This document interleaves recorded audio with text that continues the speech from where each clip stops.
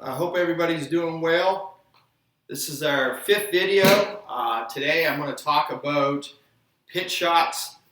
In the end of the last video, I talked about pitch shots and basically the setup from going from a chip shot to a pitch shot.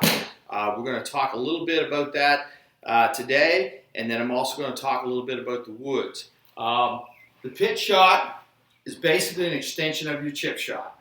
We talked about a chip shot. Your eyes over the ball, your hands are where they naturally fall, your weight stays stationary on the front inside left thigh here, and there's no breakdown in your wrist. Okay, that is a chip shot.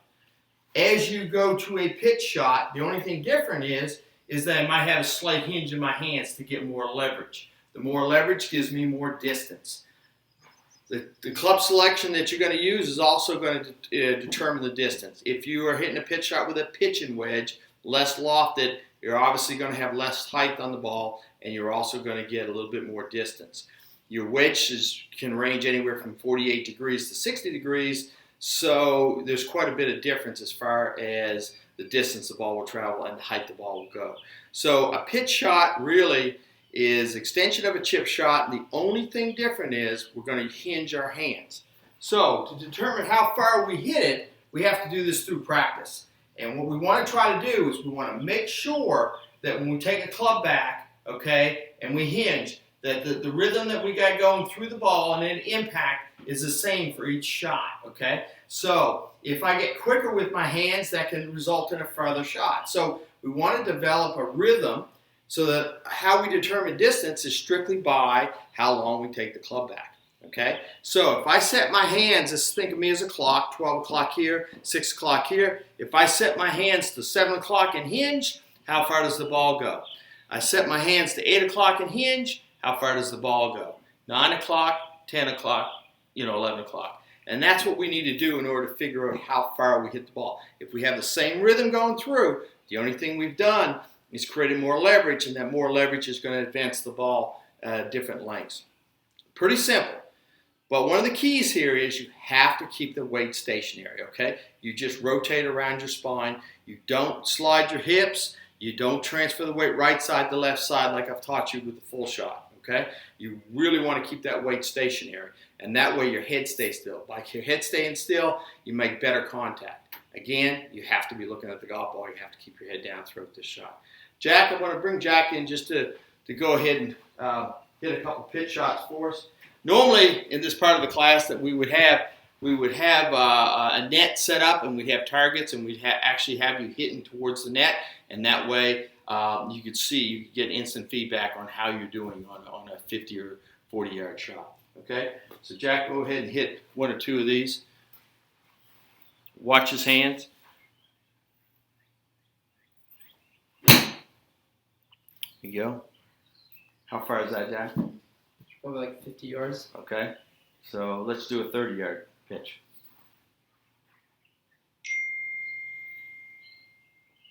All right, you see a little shorter distance on there.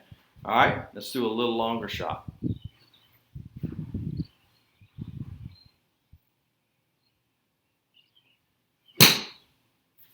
Okay, set up like you're gonna hit the ball, Jack. And we'll point one other thing over here.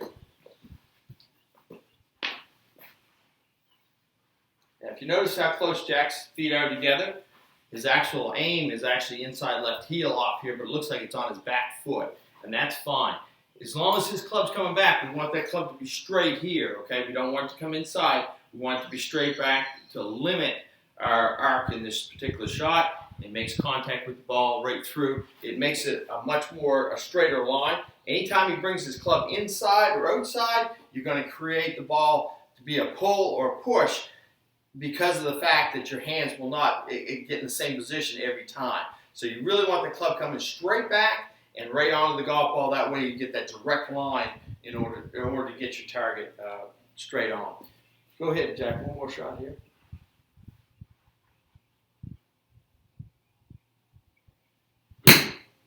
Good shot.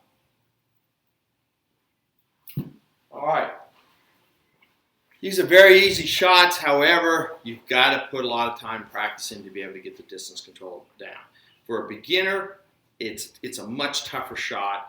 But you would be surprised. Most of the time I have classes here, once I put those targets out there, our students really get focused on what they're supposed to be doing and doing it right and execute a lot of really good shots.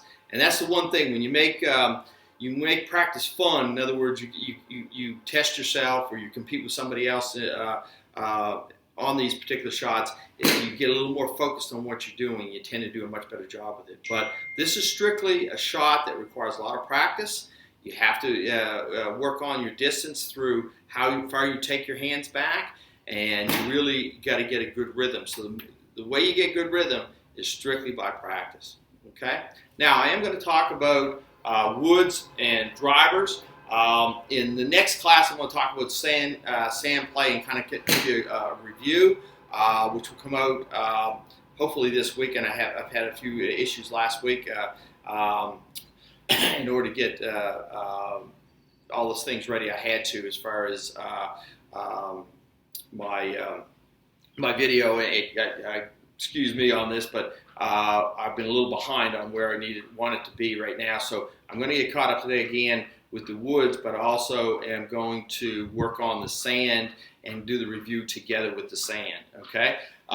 So we'll talk a little bit about the woods. They call these woods, but they're not woods. They're actually made of metal. Back in my day, we did play with them. They did have wooden heads on them. So it tells you how old I am. These clubs here is quite a difference in these particular clubs. So you got a wedge here, which is the shortest club in the bag, and you've got a driver here, which is the longest club in the bag. Now, you can look at this and tell that the wedge obviously doesn't have as much leverage because it's not going to travel as much distance, where the driver does. So you know that your margin of error is going to be much higher with the driver than it is with a wedge. All right, and so this is what you got to realize. You can be out on the driving range and hit really good 9-iron, 8-iron wedge shots, and then get to the driver and be fading it a long ways or hooking it a long ways. You got to pay attention to that change. In other words, if your ball's always going to the right, there's certain things that could cause that ball to go to the right. If you're going to the left, you get certain things that could cause that. So a lot of the time, it's in your setup, okay, and you know, your grip and different things. So a lot of times, what I'll do is I'll come around and look at everybody with their drivers and obviously see where the dominant shot goes and try to adjust your swing. So I won't get into it because everybody's different. Some people hook a ball, some people slice a ball. Slice means going from left to right, right to left, for right-handers for the hook. But this is part of the game here. You're going to realize that the more leverage in the club, the longer the clubs are, the farther the ball goes, but it also goes farther right and farther left. So distance control and control accuracy is the important part of the game that you have to learn over time. And again, that doesn't mean that you go to a golf course and that you got to hit a driver on every hole. You can hit 3-wood or a hybrid or a shorter club off the tee. You don't have to hit a driver. It's just it's a situation that, especially playing longer holes, that you'll find that that driver definitely works better as far as the distance goes. But again, there's not a lot of difference in the swing. The setup, there's a slight difference in it. When I say a slight difference, obviously with a wedge, I've turned my body a little bit to get that club coming straighter back. With the driver, when I set up to the ball, I'm set up balls off my shoulder here, left shoulder, and balls on the inside left heel. With the wedge, the ball is going to be set up on my ear, and I'm still off inside left heel, but I've turned my body so much that it looks like my hands are ahead of the golf ball. So you're in the same ball position, but you have changed your setup as far as the stance goes. You're a little more open with the wedge. With the driver, you're a little more square. Okay? Now, is the swing any different? The swing is no different. It's the exact same motion. The key thing here is you want to make sure you're rotating your body and completing your turn. That's what's going to give you the distance. So it's just in the setup. Make sure your ball position's right. Make sure you're off your left shoulder. As you go down through your clubs and you get to your wedge, your ball's going to be off your ear. So everything in between is where your clubs are all going to sit. And that's really based on the fact that you're getting closer and closer to the ball as you go down through the bag because the clubs are getting shorter and shorter. Okay?